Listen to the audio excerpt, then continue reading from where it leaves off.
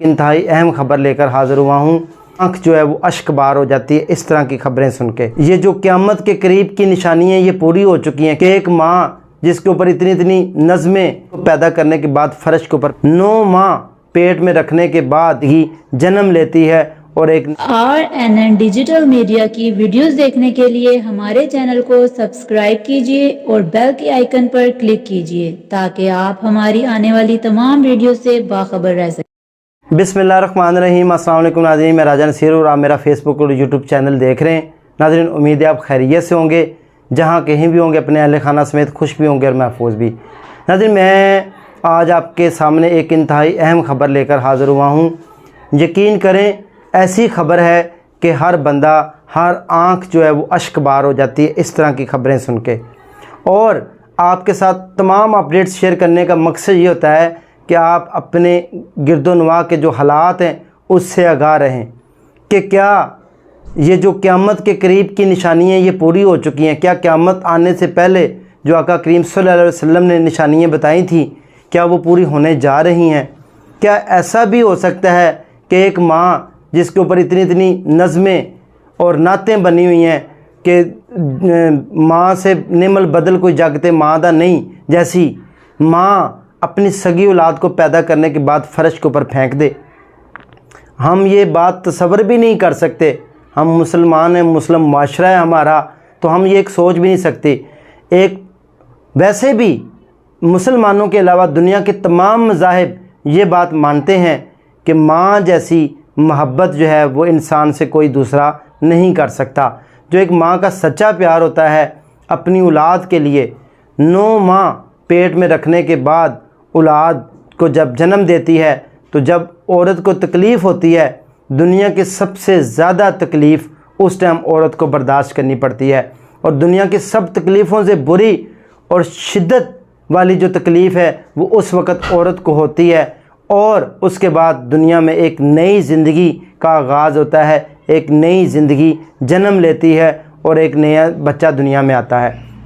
नाज़रीन, इंतहाई नाखुशगवार वाक़या जिसकी मैं आज बात करने आपके साथ जा रहा हूँ, पिम्स हॉस्पिटल इस्लामाबाद में ये वाक़या पेश आता है। हफ्ते वाले दिन रात को वहाँ पर एक औरत और एक मर्द आते हैं। औरत और मर्द बच्चे की डिलीवरी के लिए वहाँ पर तशरीफ़ लाते हैं। औरत की हालत बहुत सीरियस होती है। उसके बाद डॉक्टर उनको हॉस्पिटल में एडमिट कर लेते हैं। पिम्स में एडमिट करने के बाद मियाँ बीवी के दस्तखत करवा लेते हैं। उनको ऑपरेशन थिएटर में ले जाया जाता है, लेकिन उनकी डिलीवरी जो है वो नॉर्मल हो जाती है।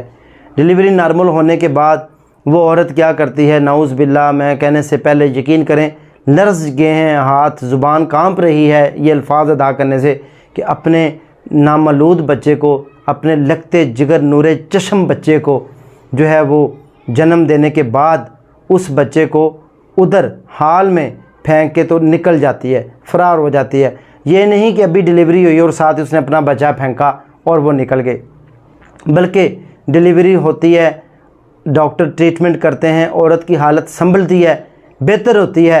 चंद घंटों के बाद वो औरत अपने बच्चे को जो है वो कपड़ों में लपेट के तो बड़े हाल में जो है वो जहाँ पर लाहिकीन बैठे होते हैं मरीज़ों के, वहाँ पर रख के तो रफुक चक्कर हो जाती है। जब वहाँ पर बच्चा रोता है, चिल्लाता है, वहाँ पर जो बैठे लोग हैं वो परेशान हो जाते हैं, वहाँ पर चीखो पुकार शुरू हो जाती है, तो फ़ौरी तौर के ऊपर इंतज़ामिया जो है पिम्स हॉस्पिटल की वो हरकत में आती है और उस औरत का पता लगाती है। उस औरत का हस्बैंड जो है खामद, वो भी उसी हॉस्पिटल में होता है, तो वो फिर इंतज़ामिया उस औरत को भी गिरफ़्तार कर लेती है और उस मर्द को भी पकड़ लेती है, उसके हस्बैंड को, क्योंकि उनका ID कार्ड वगैरह भी वहाँ पर जमा होता है। नाज़रीन, यहाँ पर बात यह है कि वो बच्चा जब फेंक के माँ जाती है तो बच्चा चीखो पुकार करता है, रोता है, चिल्लाता है। इंतज़ामिया उसको पकड़ लेती है और उसके बाद उसको बच्चों के चाइल्ड केयर में ICU में, चाइल्ड केयर ICU में शिफ्ट कर देती है। उसके बाद बड़ी कोशिश तगोदो करती है, लेकिन जो बच्चा है वो जान की बाजी हार जाता है और बच्चा खालिक़ हकीकी को जा मिलता है। नाज़रीन, अब आप ख़ुद बताएं कि क्या हमारे मुल्क की हालात इस तरह के हो चुके हैं, या हमारी दिमागी कंडीशन, हम ज़हनी तौर के ऊपर इतने कमज़ोर हो चुके हैं कि जैसे नबी पाक सल्लल्लाहु अलैहि वसल्लम कि पहले का दौर था, जहालत का दौर था, तो लोग अपनी औलाद को कत्ल कर देते थे, खौफ से मार देते थे कि इनको कैसे बड़ा करेंगे, इनको कैसे पालेंगे पोसेंगे, इनकी कैसे हम जो है वो परवरिश करेंगे, इनकी परवरिश का बहाना कैसे बनेगा, इनको हम ग़िज़ा कौन सी देंगे, हम इनके इलाज मालजे के अखराजात कैसे बर्दाश्त करें, हम इनके तालीम के अखराजात जो, तो औलाद अपनी को ज़िंदा दरगोर कर आते थे। आज वही जहलियत का ज़माना लौट आया है और हमें ये तरह तरह की चीज़ें देखने को मिल रही हैं कि एक कैसे आप तसव्वुर कैसे कर सकते हैं, आप सोच कैसे सकते हैं कि एक माँ सकी जिसने 9 महीने अपने बेटे को अपने पेट के अंदर रखा, उसके लिए तकलीफ़ें बर्दाश्त की और उसके बाद उसको जन्म दिया, उस वक़्त भी तकलीफ़ बर्दाश्त की, मुसीबतें, तकलीफ़ें, परेशानियाँ, और उसके बाद इस माशी खौफ और डर से कि इसको पालना पड़ेगा, सारी ज़िंदगी बड़ा करना पड़ेगा, ज़रूरियात कैसे पूरी होंगी, तो वो उसको फेंक कर चली जाती है। आप ख़ुद अंदाज़ा लगा सकते हैं कि क्या वो एक अच्छी समझ फहम रखने वाली माँ ये काम कर सकती है?